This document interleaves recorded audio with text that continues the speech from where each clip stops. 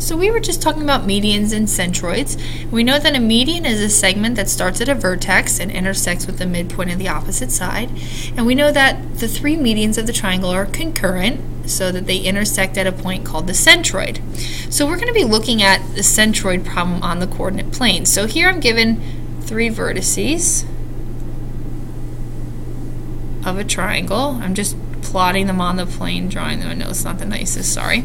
Okay, so we're asked to find the coordinates of the centroid. Now, we know a few things about the centroid. Yes, it's the point of concurrency between all three medians, but also the centroid divides the median into a 2-to-1 ratio. So, quick example, let's say we have this triangle, okay? Here's my median to here, so here's my other median, say to here, okay?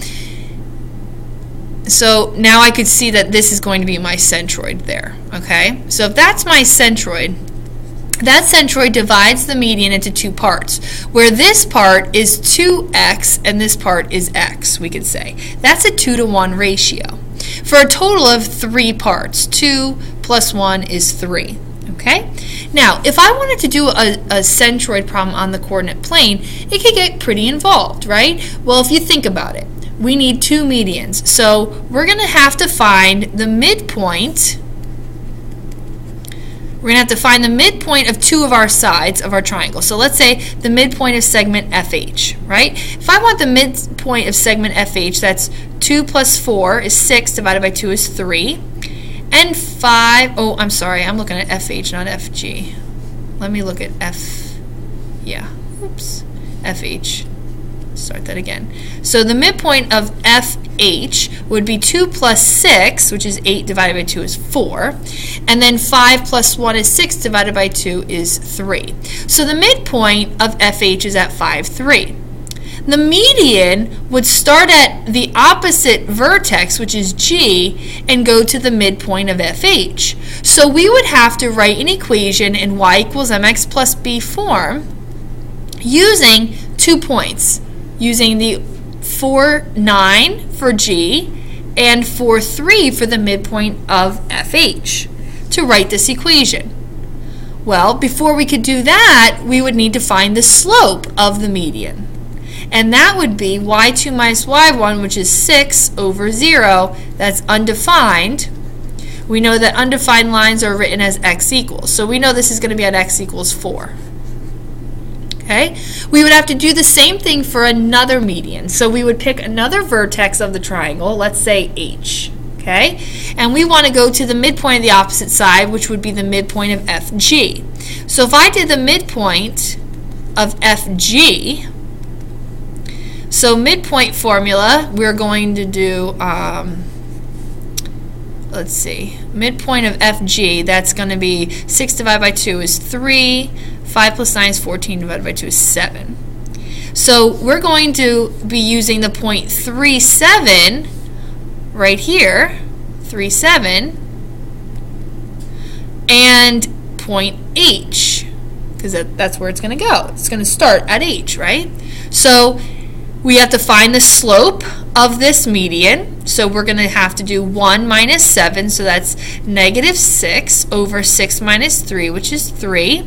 That equals negative 2. From there, my slope is negative 2, and use one of the points, so I could use 3, 7, which is the midpoint. And we're going to do 7 equals negative 2 times 3 plus b. Negative 6 added over, b is 13. So we get y equals 2x plus 13.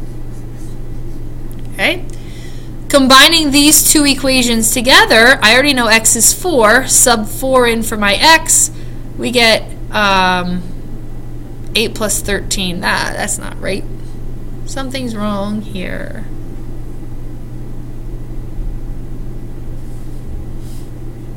I know what I did here. Wait, this is supposed to be a negative 2 here. Oh, never mind. So negative 2 times 4 is a negative 8, plus 13 is 5. So y equals 5.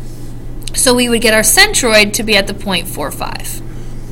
Now, I went through that kind of fast, and I actually did that on purpose because there is no need to go through all of this work to find a centroid, because there is something called the centroid formula. Here's my centroid formula. And that says, since the centroid is actually broken up into this ratio of 2 to 1, you could actually find the coordinates of the centroid by taking the average of all the x's and the average of all the y's of your vertices. So if we take the x coordinates of each vertex and divide it by 3, and the y coordinates of each vertex and divide it by 3, you will find your centroid. Much easier to remember this little formula than to have to go through that whole process that we just did. Okay, so let's use those same points and see if we could come up with our centroid, which we said was 4, 5. So the points we have are 2, 5, 4, 9, and I think it was 6, 1. Yep, and 6, 1. So to find the centroid, we can easily just add our x values. So 2 plus 4 is 6, plus 6 is 12. 12 over 3 is 4. And then add our y values. So that would be 15 over 3, which is 5. Boom. Centroid right there, 4, 5, using the centroid formula. We did that in like a 10th or maybe even a 50th of the time that we just did the last problem.